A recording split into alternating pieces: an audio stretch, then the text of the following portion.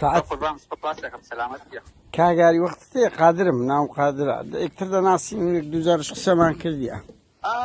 قادر چۆنی ئەمە چیە نووسراوە ڕەشوان عەلی کاکە لەبەرەوەی بەرپرسی وە چتو هەر ناگری ئیتر لە بەهەندی ناومان گۆڕیە سیحەت چۆن ئەحواڵێ؟ باشە سوپاست دەکەم کاگاری تو تحولێکت لێ ڕوویدا وایە نا لەو دوو ڕۆژەی ماوەیەک لەمەوبەر ڕادگەیان بە هیچ شێوێک ناگەڕێەوە ناو پارتی لە میدیا بەڵام ئێستا بەڵێ بەڵێ ئاخر جوملەکەت وا بوو وایە نا ئێستا گەڕایەوە یەک پرسیارە کۆمنتارت چیە لەسەر ئەوەی یەکێک کە ئەڵێ بە هیچ شێوێک ناگەڕێمەوە ناو پارتی ئێستاش ناو پارتی و شانازیش وابزانم قادر من قسەی خۆم کرد هەم ئەو کاتی کە ئیستیقالەکەم تەقدیم کرد هەم ئەو کاتی کە ڕاگەاندن لی پرسییم لەسەرەوە جوابی ئەیشم مایەوە بەس ئەمن پرسیارە لێ دەکەم وابزانم نانەوە وابزانم ئەو کافیە ئێخە من نازانم چت گوتی ئەو ئەتوانی جەنابی ئێستا ئەمە متابعیت و ئەتوانی بچیت سێ ڕاگەاندەکانی هەرێمی کوردستان پێ هەمووی تێکرد بەس ئەمڕۆ سێ چوار مقابلەم کردووە لەبەرەوە ڕوونا شتەکە ئەخر ڕوونی چۆنە یەکێک ئەڵێ بە مطلقی ناچمەوە کەسی ئێستا لە ناو پارتی قادر بەڵێ ئەزانی قادر ئەگەر جەنابت سەحوفی بی جارێ ئەگەری چێوتی نۆ کۆمنت ئەوە ستۆپە لە ئەوروپاش وایە لە سویدەکەی تۆ وایە بەس دەستا ئەولا ڕۆژنامە نووسەکە بەولای لێ دەسوڕێتەوە پرسیارەشکەی لێ دەکا باشە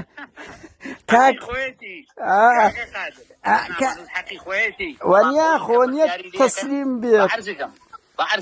بەعەرزەکەم ئەوە دروستە ڕۆژنامە نووس حەقی خۆیەتی بەس حەوت پێشا بسوڕێتەوە بۆی بگاتە جوابی پرسیارەکەی خۆی بەڵام ئەو بابایشی کە پرسیاری لێکن ئەوش حەق خۆیەتی بڵە کاکەنەوە کۆمنت کاگاری بچینە سەر پرسیارشکە ئارەزووی خۆتا من ئەوە پەیامەکە ئێمەش چکو بەشێکمان پەیامەوە بە شەک تێگەیشتنە لەگەڵ ئەو کەسەی کە قسەی دەکەین کاگاری تۆ تا 2006 لە هیچ حزبێک شوێنێک وجودت هەبوو بەلەوەی لە ئاوێنە ئیش بکەی مەسەن ئەمە هینە جەنابە 2006 بۆ 2023 چەند ساڵەکە ساڵ ئەو جەناب ئەتوانی بچی کاوش بکەیت و من ژیانی من نهێنی نییە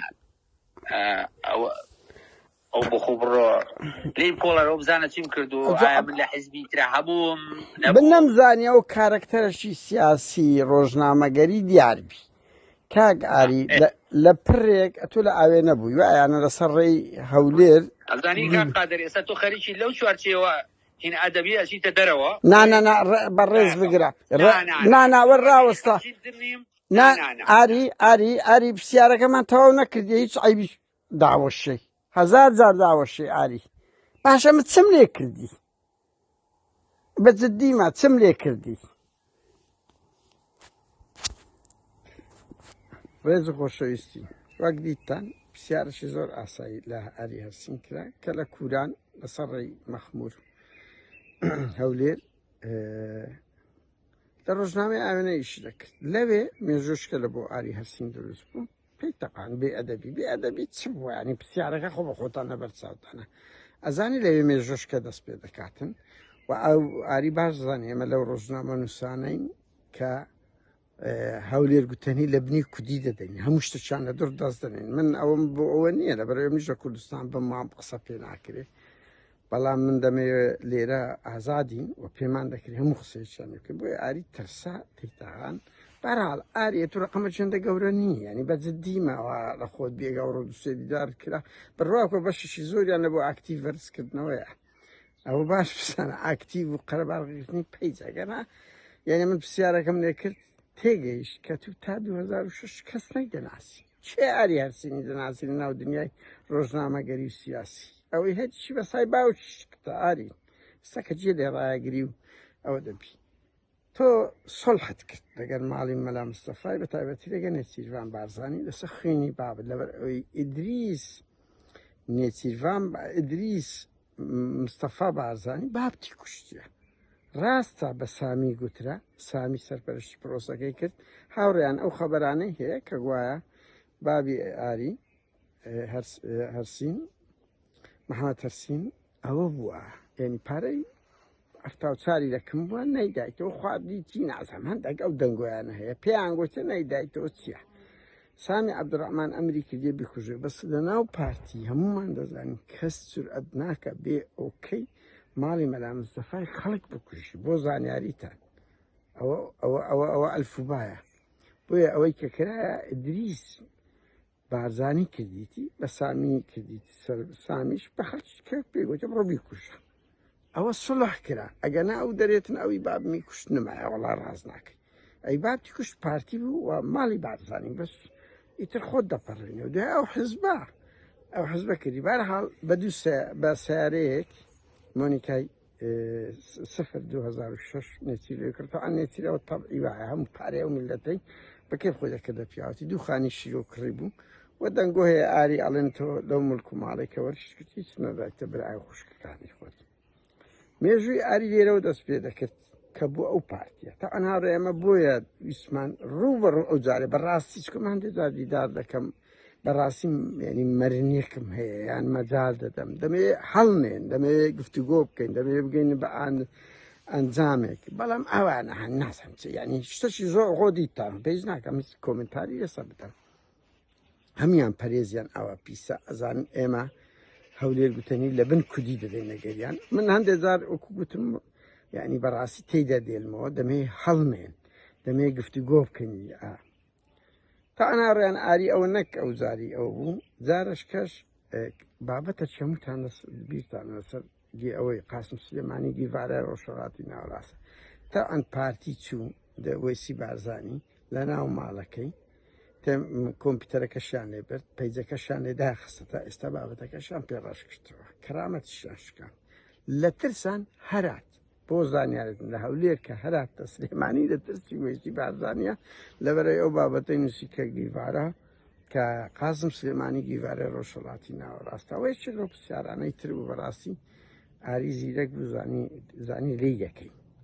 تەی تەقان بەس دەمێ بزانن یانی هەر ئەو ئاریە ساڵە 2 ساڵ نابیتن ئەوەی لەگە قەومە بۆیە هەستا ملک و ماڵەکانی هەولێر شۆشت نایەوە سلێمانی ئاری کە لە کۆنگرەی جارەکەیت هەر دەنجینێن ئەو هەموو